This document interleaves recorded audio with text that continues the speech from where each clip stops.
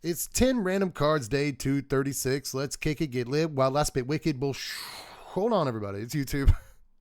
Let's not let the raps get too hot. You know what I mean? We got to make some money around here. Let's go ahead and jump in on day 236. Because I've had one day of warm up this week. And I think I'm ready, baby. I just want to look at some cards, man. Let's just pretend it's preview season and all these cards are brand new. What's first card of the day, ladies and gentlemen? I have hit advanced search and not random. So let's try that again and hit the right thing. It's, oh my God, it's Dwarven Sea Clan. Only ever printed in Homelands, part of the reserve list, and my this incredible art here by Amy Weber. I don't know how people feel about Amy Weber's art. I really don't, but she really hits a lot of knockouts, in my opinion. I like her style. This is 3 mana. It's a bad card, by the way. It's from Homelands. It's not every card from Homelands is bad. I literally just ordered a card from Homelands 2 weeks ago. It's Koskin Falls. It's a really good one, but this, not so much. This is 3 mana, 2 in a red for a 1/1 dwarf. Tap it. At end of combat, Dwarven Sea Clan deals 2 damage to target attacking or blocking creature. Use this ability only if that creature's controller controls any islands. So how is that worded in the modern text? Tap. Choose target attacking or blocking creature whose controller controls an island. This creature deals 2 damage to that creature at end of combat. Activate only before the end of combat step. I like how it's like even more convoluted when you read the Oracle text. So a lot of Homelands cards are kind of like this. For some reason, you know what I mean? Like, we got to do it at end of combat, but only if the guy has islands, and then like it deals 2 damage to a guy they control, but only if it's in combat, and only at end of combat. Just, dude, can you calm down? I think you're over designing these cards just slightly, you know what I mean? But a red creature that can effectively Tim something, you know, think of this in the older, you know, context here. The 3 mana creatures are prodigal sorcerers. Like 3 mana creatures that tap for damage are prodigal sorcerers. They typically tap for 1 damage. This guy, this 3 mana creature here, this guy taps for 2 damage. But only if, right, so they put some restrictions on it. But I'm pretty sure that's the lens through which you're supposed to view this card is like, isn't it, it's like a prodigal sorcerer. And the best thing about it is the art, I will say that, like, beautiful moon in the background with the stars. I like the color palette. I like the 2 ships traveling through the night. I like the ripple effect on the water here. It's just a gorgeous, to me it's gorgeous. And it's evocative of a certain like time period in Magic the Gathering art that I love. But sometimes when I resort to talking about the art on a card, especially twice in the same entry, you know it's a terrible Magic card. So this I will give a 1.1. I'll throw it a 1.1, dog. I'll give you that extra 1/10 of a point because I love you. But it's obviously like, it's Homeland's bad. You know what I mean? That's bad. That's Jack in the Box bad. You know what I mean? I wonder how many people I've upset with that. Let's move on to a Phantasmal Form here from Modern Horizons. 3 mana, 2 and a blue for an instant until end of turn. Up to 2 target creatures each have base power and toughness 3/3, gain flying, and become blue illusions in addition to their other colors and types. Draw a card. So 2 of your guys, 3/3s and gain flying, draw a card. That is so many words to just say that. This card is a fun little like combat trick, I guess. And I always enjoy cantrips. I'm a big fan. They're delicious. I just put them on the table on my plate and I eat them like pickles. They're good. But this, you know, you're not going to put in your deck. So I'm going to give this a 2.1. Let's give it a 2.2. And the only reason I'm doing it is because it draws you that card, bud. Does this card draws you a card? It's better than bad. Tainted Isle down here is a land. I think we've done Tainted Lands before, and I gave him like a 7.5 because yowza. These are actually like really, really good. But we'll move on to Sepultura. No. I am butchering this. Sepultura. Wow. Sepulturero. Boom. It honestly isn't even that hard. Like, it's not that hard to read, Dev. Wow. Sepulturero, which is actually, if I'm not mistaken, Gravedigger. Yes, it is in fact Gravedigger. The best art ever is on the very first version of the card from Tempest down here. I don't know why it looks this way. That is really, really awful looking art for or looking resolution for Gravedigger. But Gravedigger, in case you have never seen this card, is there's an effect in Limited named after this. Like it's a Gravedigger effect. You know what I mean? This is 4 mana, 3 and a black for a 2/2 creature. It says summon creature, but it's a zombie. When it comes into play from your hand, you may return a summon creature from your discard pile to your hand. As a matter of fact, nowadays, it says when it enters. Nothing about from your hand. When this enters, return a creature from your graveyard to your hand. So a raised dead on a body. It's really, in case you didn't understand this, it's a Scathed Zombies, right? A 3 mana, 2/2 zombie that does nothing else, stapled to a raised dead. A 1 mana, return a guy from your graveyard to your hand. So it's just combine those 2 cards, mana cost wise and effect wise. Ba-boom. You got this dude right here. And I, for one, have blinked and seen blinked many a Gravedigger in my time. I gotta say, but this dude is mostly in like cubes and stuff, but a celebrated limited dude for a space and time. I want to give him the honorary 5, and I think I'm going to. Gravedigger deserves some respect. He really does, man. It's a not bad card. Ogre's Cleaver is up next from Only Rise of the Eldrazi Ever. This is 2 mana for an equipment that equips for 5. Equipped creature gets +5/+0. It's awful. No toughness bonus whatsoever, which is actually kind of a big deal. If you think it's not a big deal, it's huge, because you see, if you put this on a 1/1, sure, it's a ball lightning, but that's like all. It doesn't even give it trample or anything, you know, like it just gets blocked down and chumped by a 1/1, and then you have to spend 5 more mana to equip it to something else, and I just If you can equip this for free, and there's like a variety of ways to do that, then suddenly it becomes a little bit better. So maybe I should judge all equipment by like, what if you could equip this for free? So many equipment decks do that, but I'm still like not convinced about it. I'm going to give this a 2.9. No, I'm not. I'm going to give it a 2.8 because there is a world of difference apparently in my head. This is what it's like to be neurotic. Let's move on to Incremental Blight here from Shadow more originally. 5 mana, 3 and 2 black for a sorcery. Put a -1/-1 counter on target creature. 2 -1/-1 counters on another guy. And then 3 -1/-1 counters on another guy. So a third guy. So there are green effects that cost 5 mana and do this, but the other way around, right? You get +1/+1 counters. So they printed one that does the opposite of that, done it. That's, you know, it's cute, but this is not a one-sided sweeper, although I imagine that it's probably better than it looks, like when you cast it. Like in Commander, you have 3 opponents, so I don't know if you want to spend 5 mana on this, you know what I mean? But it's pretty good, actually. The more I look at it, the more I'm like, you know, like this is at least a 2-for-1. Like you can find a 2 toughness guy, you can find a 3 toughness guy, and like you can find a token, like it's a 3-for-1, and you might even make it a one-sided wipe. But honestly, I'm Christmas landing like so hard, dude. I'm gonna give this a 3.5 though. I think there's something to it, but you just play better cards. You know, that's all the eternal struggle in Commander. Like, are there 99 better cards in this? Yeah, absolutely. So just play those, you know. Mind Shatter is up next. Good old Mind Shatter from Morningtide, showing that block some love today. This is 2 black and X for a sorcery. Target player discards X cards at random, which is just painful, dude. So it's Mind Twist, but it costs an extra mana, and you don't have Dark Ritual in Standard when this card came out, which also makes this like huge difference. Still kind of neat though. Still okay. I think if you're playing it in Commander, it's not great, but you know, it could be wrong. Maybe you have ways of getting it back from your graveyard, cast it on everybody, and then everyone hates you and you die like quickly because they focus all their dudes on attacking your throat. So that's probably how that goes down. If you're actually able to like triple cast a Mind Shatter, maybe you copy it and hit somebody else. I don't know, man. Could be all right. This card's like 15 cents to buy right now, and I think it's cool. Like if you're building a cube, right? I think this is actually like really, really considerable for cube. In a vacuum, this is like a relatively powerful card despite the offset casting cost. And hell, if you are building cube, just like, unless it's a super budget cube, just get the revised Mind Twist or the 4th edition Mind Twist if you're going to go that far, you know? But maybe if you'd rather have a fair card that's a little more fun to play against, you go Mind Shatter, you know what I mean?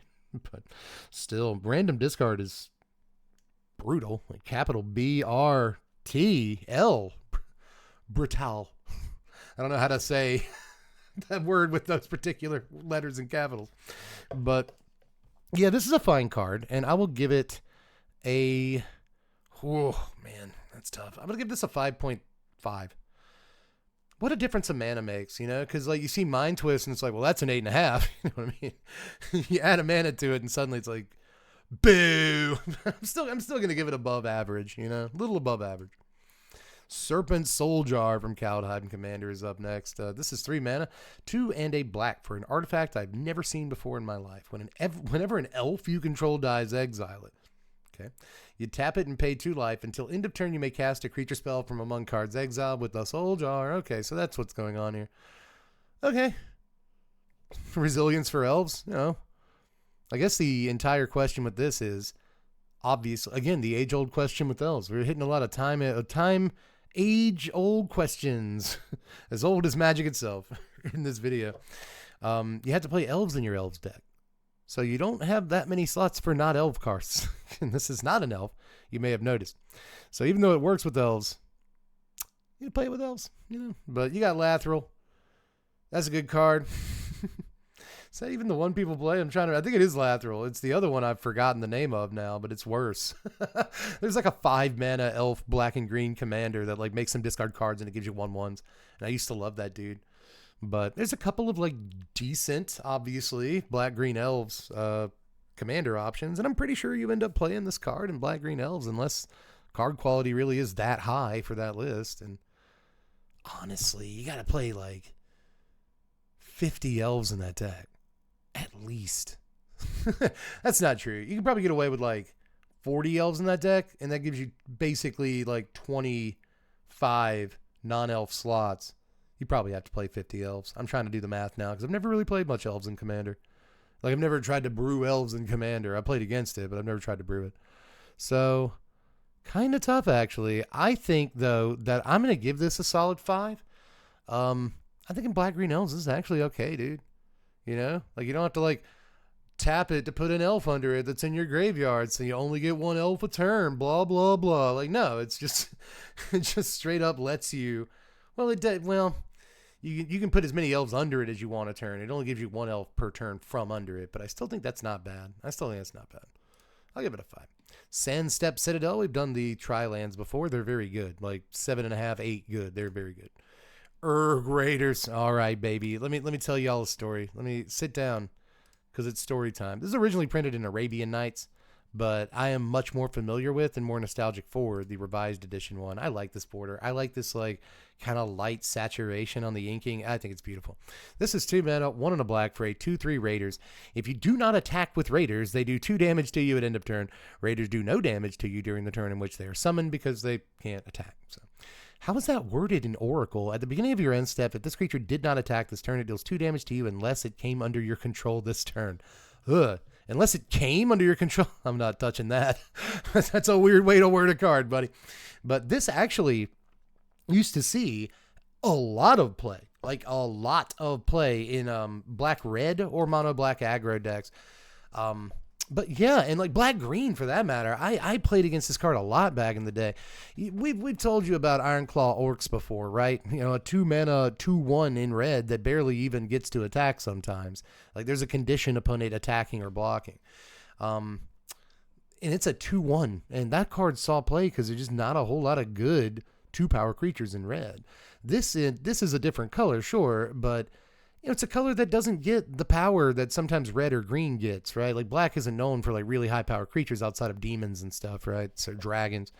But Erg Raiders back in the day is a 2 mana 2/3.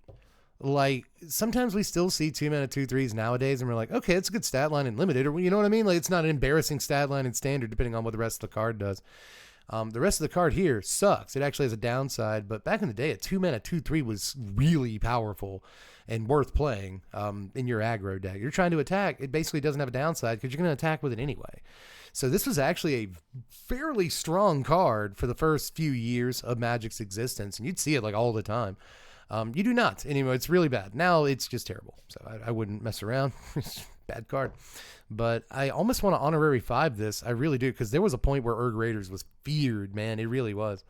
But I'm going to give this, like, in reality, like a 1.9. You know, at least it's a 2 mana 2/3. At least it is. But We'll move on to Brutal Cathar. Is a good magic card here, but this is 3 mana, 2 and a white for a 2/2 human soldier werewolf, and it ETBs or transforms into Brutal Cathar. Exile target creature and opponent controls until this guy leaves the battlefield. It also has Daybound, so you know how day-night works. It's horrible. Hate it. When night does fall, it becomes Moonrage Brute. This is a 3/3 first strike ward, pay 3 life with Nightbound. So just a strong creature. Just a fairly strong creature here. And on the front side, it's a Fiend Hunter or Banisher Priest or like whatever creature you use as a baseline for this effect. It's that guy. So I have to score it like okay here, and I will give it a 5.2. I've always liked stuff like this. You know, I think these are like fairly strong cards without being anywhere near broken. And you have to have the right environment for them to be playable. Like right now, you know, like a Brutal Cathar effect seems like it might be okay. You know, Unidentified Hovership. Why aren't people playing that? Well, it's because like Cut Down is such a good magic card and everyone plays it. You know, even down to like Elspeth Smite and Torch the Tower, like everyone's playing like 1 mana removal. So these guys aren't as good, but there are plenty of formats where that isn't the case. And these cards can sometimes sneak in. And obviously Brutal Cathar was a big point of, or part of its standard environment for years. So good magic card here. A little bit more than a 5, you know. Vorinclex, Voice of Hunger here, baby. This is 8 mana, originally printed in New Phyrexia. Still costs you about 10 or 11 bucks to get your hands on. 8, 6 and 2 green for a 7/6 legendary Prider with Trample. Whenever you tap a land for mana, add 1 mana to your mana pool of any type that land produced. Bang. Whenever an opponent taps a land for mana, that land doesn't untap during its controller's next untap step. Whoops. Just nasty. Just in terms of like in a vacuum, like the text box on a magic card, not looking at anything else about it, that's extremely powerful. It's so good. But this thing attacks pretty well too. You know, it's got Scaled Worm stats, a 7/6, but they threw the Trample on it. Trample's really important when you get to this high of a PT. Apart from that though, it's this like one-sided Mana Flare ability or Mirari's Wake. There's a few things that do this, you know. But a one-sided Mana Flare is incredibly powerful. It really is. It's no, what is that guy called? Like Nyx Bloom Dryad or whatever it is. You know, the guy that whenever you tap a land, it produces triple, whatever it would produce. That guy's nuts. But Vorinclex is the next best thing, and he's priced as such, you know, just murderous magic card in green decks. I'm going to give this a 6.5. A little narrow for the casting cost and all that, but if you're just playing forests, then this guy could be worth your while. Like a lot, almost no matter what you're doing. He's really, really good. But next is Mountain. Always kind of admired this art by John Avon. Simple but clean, you know. But I'll move on to Evolving Wilds. We've done Evolving Wilds before. I actually scored this card relatively high. It's a fetch land. I'll give it like a 7. Next is Whitewater Naiads from Journey into Nyx. Cool art here. This is 5 mana, 3 and 2 blue for a 4/4 enchantment creature. It's a nymph with Constellation, which is the exact same thing as Eerie. I don't know why they've coded it differently, but whenever Whitewater Naiads or another enchantment enters the battlefield under your control, target creature cannot be blocked this turn. So kind of neat as far as like winning games of Limited, especially back then. Like Journey into Nyx was like 15 years ago or something, maybe even more. And limited environments back then were slightly more tame, just a little bit. So just a turn over turn thing that, you know, not only does it make something unblockable when it ETBs, but, you know, turn over turn if you can play a little enchantment. And this limited environment had a lot of creature enchantments, right? But if you do that, then suddenly it gets through for 4 a turn, and that wins games of Limited. So kind of like it there, but I'm not going to give it more than like a 2.5, you know. I actually, let me take that back. Because when you really look at this ability, like sure it costs 5 mana, but really look at this.